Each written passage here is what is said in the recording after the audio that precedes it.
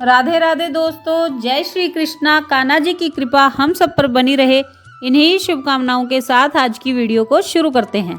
दोस्तों, आप सबका हमारे YouTube चैनल भक्ति में आस्था पर हार्दिक स्वागत है।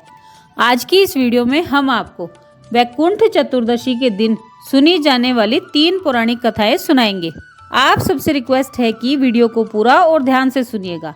चलिए शुरू करते हैं। वैकुंठ चतुर्दशी की पुराणों में प्रमुख रूप से 3 कथाएं मिलती हैं, जिनके बारे में कहा जाता है कि इन्हें वैकुंठ चतुर्दशी के दिन पढ़ने से या सुनने से 14,000 पाप कर्मों का दोष एक साथ मिट जाता है। चलिए मैं आपको ये कथा सुनाती हूँ, आप सभी ध्यानपूर्वक सुनिएगा। कथा नंबर 1। वैकुंठ चतुर्दशी की पौराणिक कथा के अनुसार एक बार की बात है, नारद जी पृथ्वी लोक से घूमकर वैकुंठ धाम पहुँचते हैं। भगवान विष्णु उन्हें आदरपूर्वक बिठाते हैं और प्रसन्न होकर उनके आने का कारण पूछते हैं। नारद जी कहते हैं, हे प्रभु, आपने अपना नाम कृपा निधान रखा है, इससे आपके जो प्रिय भक्त हैं वही तर पाते हैं। जो सामान्य नर नारी है वह वंचित रह जाते हैं, इसलिए आप मुझे कोई ऐसा सरल मार्ग बताएं जिससे सामान्य भक्त भी आपकी भक्ति कर मुक्ति को पा सके। यह सुनकर श्री हरि बोले, हे नारद, मेरी बात सुनो। कार्तिक शुक्ल पक्ष की चतुर्दशी को जो नर नारी व्रत का पालन करेंगे और श्रद्धा भक्ति से मेरी पूजा अर्चना करेंगे, उनके लिए स्वर्ग के द्वार साक्षात खुले होंगे। इसके बाद विष्णु जी जय विजय को बुलाते हैं और उन्हें कार्तिक चतुर्दशी को स्वर्ग के द्वार खुला रखने का आदेश देते हैं। भगवान विष्णु कहते हैं कि इस दिन जो भी भक्त मेरा थोड़ा सा भी नाम लेकर पूजन करेगा वह वैकुंठ धाम को प्राप्त कर लेगा। कथा नंबर 2। पौराणिक मतानुसार एक बार भगवान विष्णु देवाधिदेव महादेव का पूजन करने के लिए काशी में गए। वहां मणिकर्णिका घाट पर स्नान करके उन्होंने 1000 स्वर्ण कमल पुष्पों से भगवान विश्वनाथ के पूजन का संकल्प किया। अभिषेक के बाद जब वे पूजन करने लगे तो शिवजी ने उनकी भक्ति की परीक्षा के लिए एक कमल पुष्प कम कर दिया।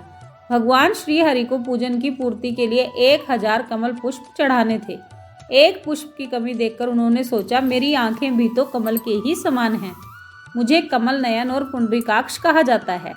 यह विचार कर भगवान विष्णु अपनी कमल समान आंख चढ़ाने को प्रस्तुत हुए। विष्णु जी की इस अगाध भक्ति से प्रसन्न होकर देवाधिदेव महादेव प्रकट हो गए और उनसे बोले, हे विष्णु, आपके समान संसार में दूसरा कोई मेरा भक्त नहीं है। आज की यह कार्तिक शुक्ल चतुर्दशी अब वैकुंठ चतुर्दशी कहलाएगी और इस दिन व्रत पूर्वक जो पहले आपका पूजन करेगा उसे वैकुंठ लोक की प्राप्ति होगी।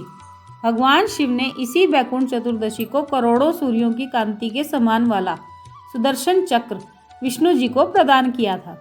शिव जी तथा विष्णु जी कहते हैं कि इस दिन स्वर्ग के द्वार हमेशा खुले रहेंगे।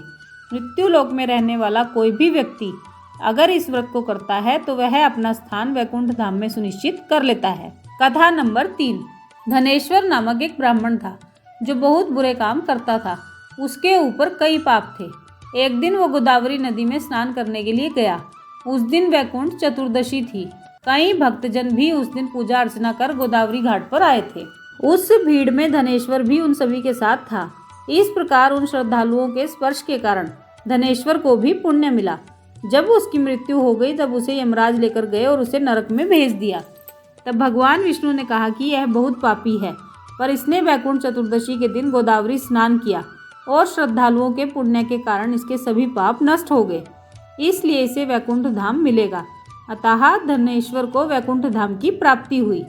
तो दोस्तों, ये थी वैकुंठ चतुर्दशी पर सुनी और पढ़ी जाने वाली 3 पौराणिक कथाएं। इन कथाओं को वैकुंठ चतुर्दशी के दिन सुनने से 14,000 पापों से मुक्ति मिल जाती है और स्वर्ग के द्वार खुल जाते हैं। कथा को कहने वाले, सुनने वाले और हुंकारा भरने वाले सभी भक्तों पर श्री हरि और भगवान भोलेनाथ की कृपा बनी रहे, यही प्रार्थना उनसे करती हूँ। आप सबने वीडियो को ध्यान से सुना, इसके लिए आपका धन्यवाद। आज की वीडियो में बस इतना ही। कल फिर मिलेंगे एक और नई वीडियो के साथ। तब तक स्वस्थ रहिए, मस्त रहिए, अपना और अपनों का ख्याल रखते रहिए और प्रभु के श्री चरणों से जुड़े रहिए। राधे राधे दोस्तों, जय श्री कृष्णा, जय माता दी।